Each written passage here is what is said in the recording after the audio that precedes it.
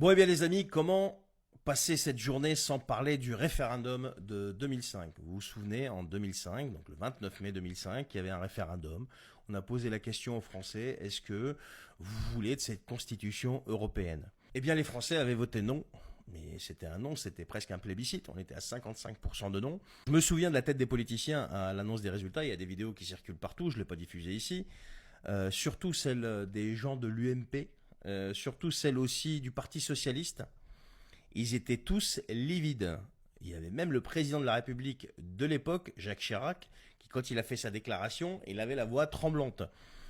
Et donc ce qui s'est passé, c'est que ces gens-là en avaient pris acte à l'époque, mais Monsieur Sarkozy est arrivé au pouvoir en 2007, et donc il y a eu le fameux traité de Lisbonne, qui reprenait le même texte, quasiment à peu de choses près, et qui était passé en force, voilà, qui a été adopté en force par l'Assemblée nationale, contre l'avis du peuple qui avait voté non contre tout ça 2 ans avant.